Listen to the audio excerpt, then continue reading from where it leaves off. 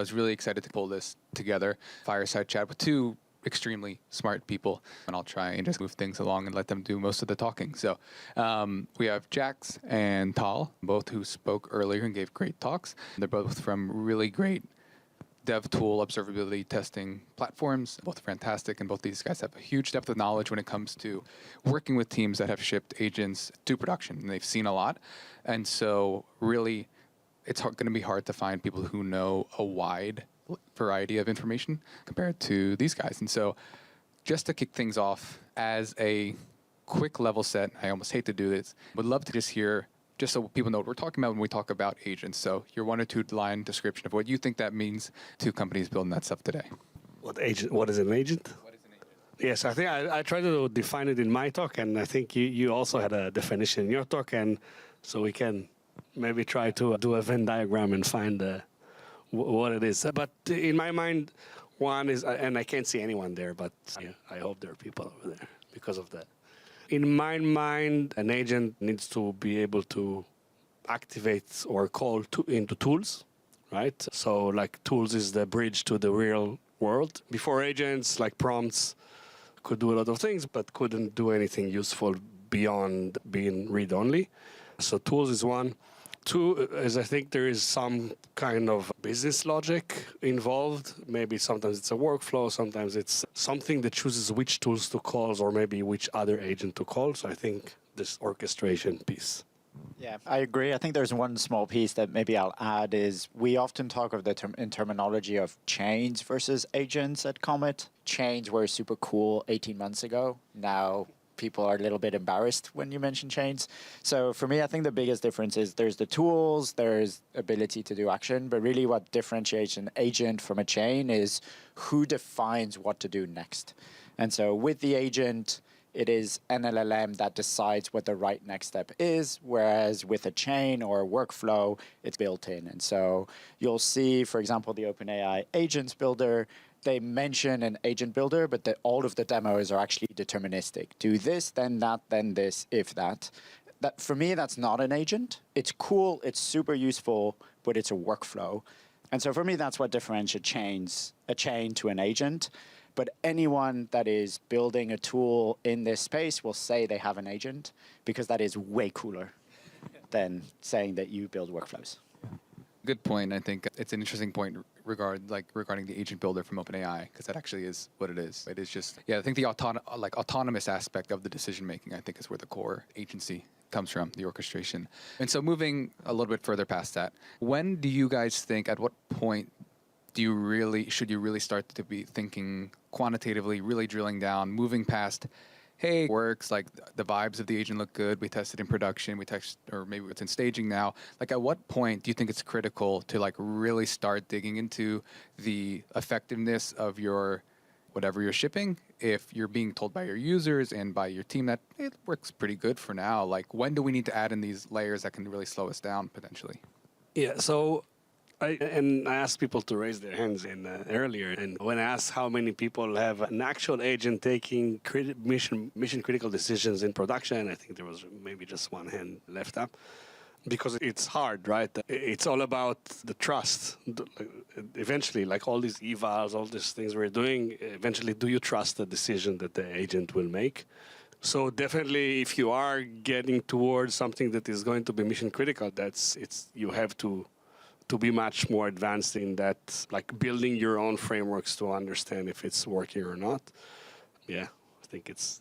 Yeah, I'll be maybe a little bit more controversial as somebody building an LLM observability and evaluation product. I think you shouldn't start evaluations too early. And I think that's the biggest risk, because then you can get stuck in like building your data set and iterating on it and chasing a metric rather than an outcome. And so the teams that we've seen being really successful is they do base it on vibes until they have something that they like as like the developer or the team that's building it, and do that just based on vibes, because you'll move quicker and you'll catch more of the edge cases. And then it's once you've gone past that I like it, where you're trying to iterate based on feedback from others, that's when you start bringing in the evaluations. So I would say don't try and bring it in too early. Do go based on vibes until you have something that you're super comfortable with, because otherwise you can tend to overfit on the data set that you've built, and you can tend to just build something that doesn't feel right just because it has the right metrics. Yeah, I think that's a good point. I think, we generally tell people the same thing of don't start too early with it. It's probably like unnecessary to start too early. And usually there's someone on the team who read some blog post and wants to jump in and start having all these metrics and things, and it's good. But step one is to chase an outcome, not a metric, which I think is really critical.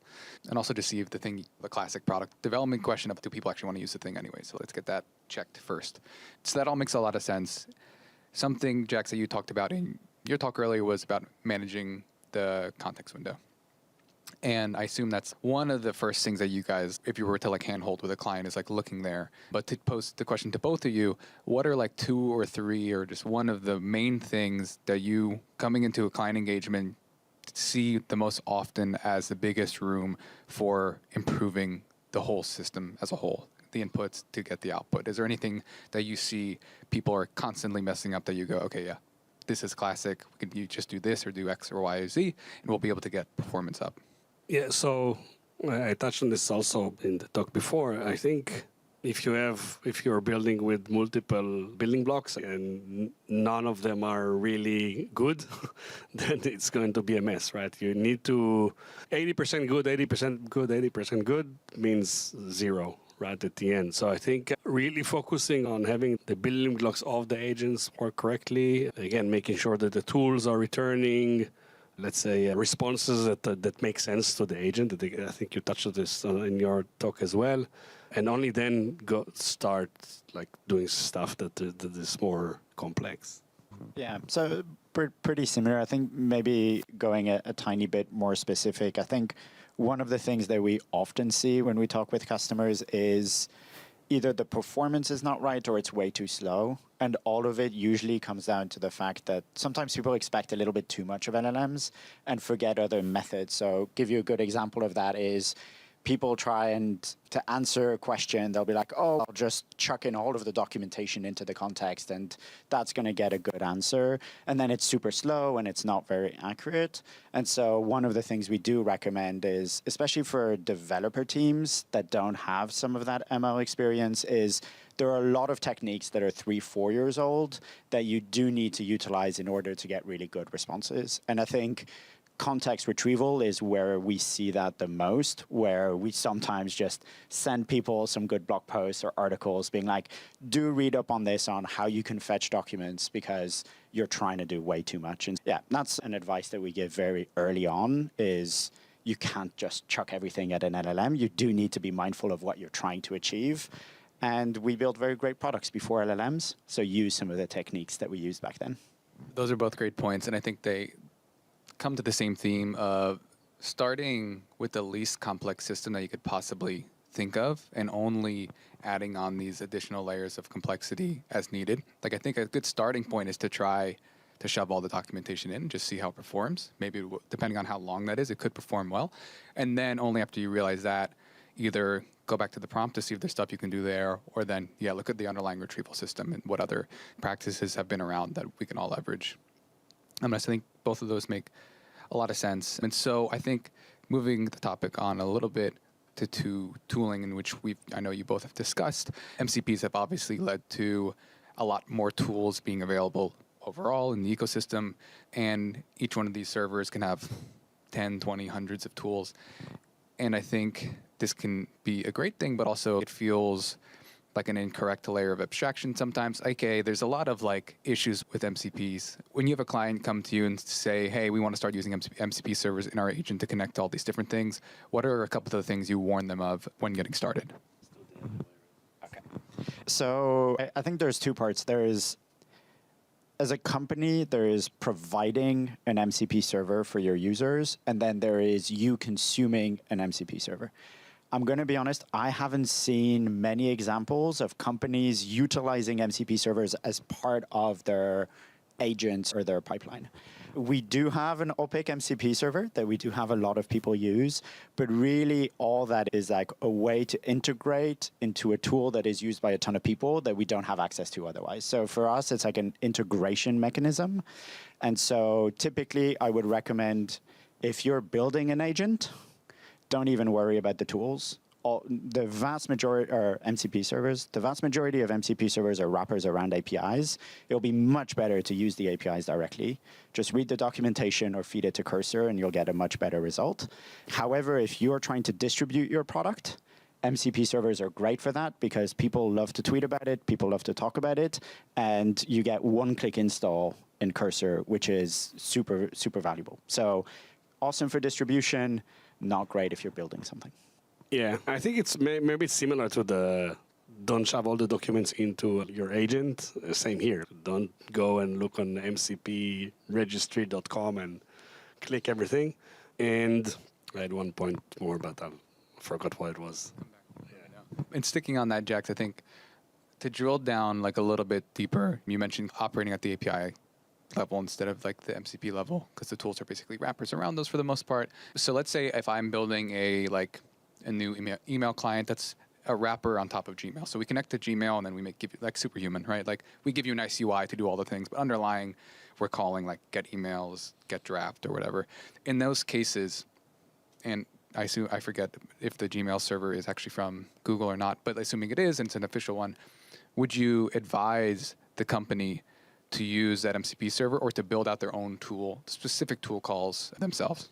So I would say to build your own specific ones. And I think there's a few reasons for that. The first one is you always have a problem around authentication and authorization and all of those flows, which are quite painful with MCP servers.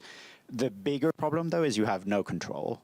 If your agent is not calling the tool when it's supposed to, what can you really do about it? You can change your system prompt a little bit, but really what you want to do is you want to change your tool description and your tool parameter descriptions. And you can't do that if you're using somebody else's MCP server. I haven't seen that many really complex MCP servers that have a bunch of logic in them.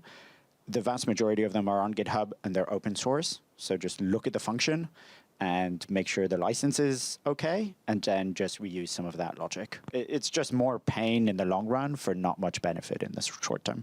It's also hard to plug into your code. Yeah, I think it depends actually on what you're doing. If you're building your own agent, yes. If you're using like any other tool, like integrate MCP into your Cursor, obviously, like you don't want to build it on your own. Yeah, I remember. I think there's an interesting research actually pointing to what you mentioned about like MCPs just being wrappers around APIs. So I think by Cloudflare, where they took some MCPs and they generated the code that would call the MCP, and that actually that tool actually performed much better because of how LLMs are trained. They're used to look at description of code instead of that single description line explaining what the tool is doing. It's like easier for the LM to actually see the tool implementation.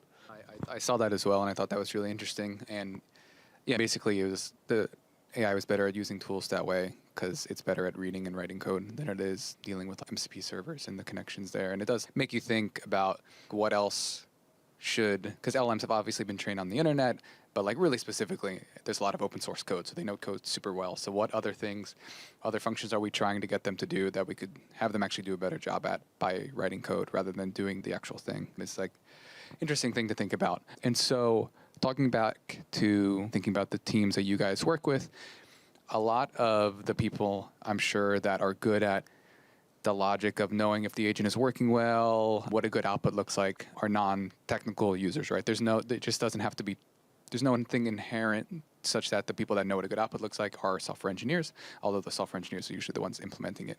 So what roles or what types of people do you see end up being those like subject matter experts? Are these people in product? Are these people who are like third-party like experts that come into the company? Yeah, talk a little bit about the kind of makeup of these teams and who's really critical to the performance of these agents. Yeah, so I think like we have a lot of these discussions, I think, about the prompt engineer, like who's best fitted for this job. And I think a prompt is the PRD, right? That's the product requirement document, basically. So who's better than a PM to write it, or anyone who is more business oriented? I think as engineers, as I'm an engineer, we're not great at these things. We don't like doing these things. We don't like begging to the LLM to, but I asked for this and you did that other thing. And I think PMs are used to asking engineers to do something and they do something else. So I think, yeah, these people are actually the right people, I think. Talking as a product person, I always try and get the engineers to do it because I don't want to do it either. But I think there's two things that we see a lot in our customer base and the teams that we work with is there's a huge difference between data science and machine learning teams and engineering teams. So machine learning and data science teams, they have no problem getting their hands dirty, running evaluations, looking at the results, changing things, because at the end of the day, that's what they used to do when they were labeling data and analyzing data. So for them, it's not a problem. On the engineering side, there is, like for more engineering heavy teams, then we do have a lot more non-technical users. The biggest challenge with those teams is while they are able to judge the output, whether it's good or bad, and maybe give you a reason, they don't know how to change the system prompt or any other part of the system to counteract that. And so then you have that translation layer that becomes quite challenging. And so, yeah, that's one of the things that we hear about quite a bit. And going on from there is, it's interesting when a lot of the LLM observability platforms call themselves developer tools, which we do as well. Actually, like a good portion of our users are non-technical. And that's a big challenge in building these types of tools. But they're a big user base, and they have a big impact on the outcome. Yeah, you could argue are your most important users in one way or another, because if they know what a good output looks like, then without them, you won't know what a good output is. But it's a very interesting thing to have to straddle as a product. And so prompts are very important. Would you call like system prompts and prompts that an agent uses like secret sauce for a company? Do you guys see it as like proprietary? You could open source it in the same way you want to open source code, but generally, do you see it as secret sauce, or is the secret sauce kind of further down the pipeline in the evals, or does they play together? I don't think that code is ever a secret sauce for a company. If you had the entire code base of Google, you still wouldn't be able to run Google because it takes so much more to... The IP is not really in the code. Like in most cases, maybe there's a few lines of code that are super secret, but I don't think, like most of prompts I think are not like this. You can find the system prompts of Cursor and GitHub Copilot and a lot of these systems like in open source. Yeah, I doubt that there is any secret sauce there. Yeah, I definitely agree. And I think you see that when you're looking at coding agents and coding tools where, I don't know if any of you have ever looked into it, but it seems relatively simple. It's, I just have a system prompt and then I have tools to write and edit files and that's it. But when you actually look into it, it's an engineering problem more than like a prompt, system prompt or tool definition problem. And yeah, I don't think there's much secret sauce there. It's not that hard to extract any system prompt that you want, no matter how hard people try to hide it. So it's not the secret sauce, and they're not that reusable. That's what we're seeing as well, is even within the same industry, you can't copy and paste the Claude code system prompt, put it in Codex, and expect a good outcome because everything's tied together in terms of how they work. So not that reusable and very easy to extract anyway. Yeah, no, I completely agree. And I think there's actually something you can really build trust with users if you open source all your prompts or your system prompt. I think giving users insight into what the hell is actually going on underneath the hood can buy a lot of trust. So I always try to get people to do that. And so, Jacques, you touched on something that was interesting. So yeah, you can't just take one and move it to another. You can't just take Claude Code and system message and put it in Codex. And there's a number of reasons for that. You touched on them. But how do teams think about switching between models? You're building up a lot of like specific infrastructure, specific like tooling in your product to maybe account for certain things that Claude models are good at or things that they prefer. How do you then, but then GPT-5 comes out and for 2 weeks it's better than than Claude 4.5.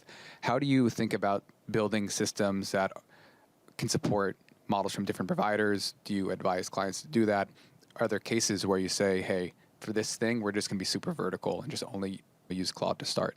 So generally how to manage multiple models in like more robust systems. Yeah, I think like even if you don't think that you're changing models, you're always changing models, right? GPT-5 was the perfect example of saying, by the way, we're deprecating everything that we had before. Guess what? You have no choice. You have to move.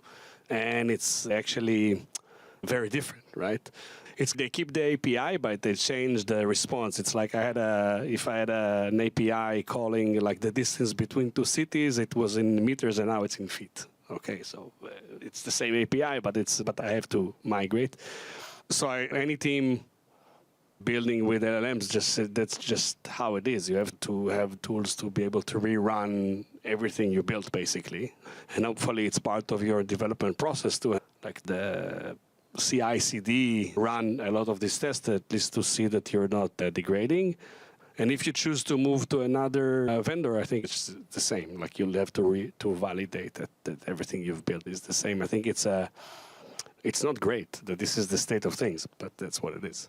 And that's one of the big reasons why we also are investing so much on the optimization front in OPIC, is that evaluations are great, but you'll change the model and it will tell you it's not as good as before, but you still have to do all the work. And so it's nice that you're telling me this, but I still need to do a ton of work. And so that's where we see optimization going and helping there. But also what we're seeing is it doesn't happen as much as you would expect, because we feel like we see use cases fall in two categories. Either the best model at the time is not good enough, it's nearly there but not quite, and then you're always chasing the latest model but it's not quite there yet.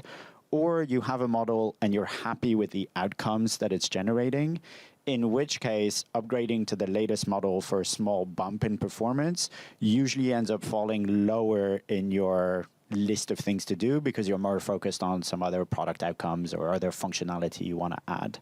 So we see teams either chasing the latest model because capabilities are so close but not quite there, in which case you keep iterating. But if you already have something that kind of works, then we see teams focusing more on product or business outcomes, and then they're just hoping that something's not going to get deprecated, or doing like enterprise deals with the different providers to try and keep the same model around for as long as possible, because it's like tech debt and they want to build other things rather than just change the model. Yeah, that's a really interesting point, especially I would assume around cost too, in terms of keeping an older model, which are usually at lower prices, but that's also not always the case. 3.5 was the same price as 4 and the same price as 4.5. But that's really interesting. And we only have another minute or two. I've been selfish in asking all the questions, so I wanted to open it up to anyone. If there's any questions about anything from these two smart guys about building agents. All right, we got 2 questions. Here we go. You go. So how could you go about, so if you, for example, make an MCP server that like users will use, one will use it in Cursor, one will use it in Claude, someone else will use it in ChatGPT. So how could you go about like evaluating one MCP server for different models? Is there like a way you could go about this in a more generalized way? Yeah, so it's actually quite straightforward. So the way that you would do evaluation for one model is you have a data set with a set of questions and, let's say, the expected outcome. And you just run that across the different models, and then you measure performance across different model families. And so it's quite common from a benchmarking perspective, where you'll have like family of tasks, and then you'll have family of models. And so essentially you just run your evaluation against each one, and then usually you'll see that if you are able to improve one, it typically improves the others too. I don't think it's that common where it's like you're really improving the performance for Cloud Code, but it completely crashes the performance on Cursor, because at the end of the day, it's just how good at function calling these tools are. So yeah, you just run it against the different ones and see if you're happy with that. Yeah, I think like since the schema that you find is limited, right? It's not like you can tell it, hey, if you're running on Claude, do this, and if you have no control over this. So I don't think there's anything special there. Yeah, it's an interesting question in terms of the UX of it, because if you're like the MCP user experience can be very different in Cursor versus like Claude or elsewhere, but the tool, like the service is the same, the tools are technically the same. That was a great question. And then up there, okay, cool. Hi everyone, thank you so far. I work in cybersecurity, so this question is going to be very broad. So how do you see agents influencing cybersecurity in the near future? Yeah, so I think there are two things I can say about this. One is that like allowing an agent to choose a tool is definitely an attack surface that can be exploited. I think the more interesting question is about the identity. Like when an agent is calling another agent or is calling another tool, like how do you carry that identity with the agent. I think it's not in the spec, it's not in the standards. It's something like people solve in various ways, but if you don't do it right, then you can easily kind of escalate the privileges by just calling a tool with some admin permissions for a user that doesn't have that permission. So I think that's the riskiest thing. I'm really not that knowledgeable in the cybersecurity space, so I'm going to go with what Tal said. It sounds right to me. Thank you to both of these guys. They had no idea I was going to rope them into doing this. So huge round of applause. That was insanely helpful.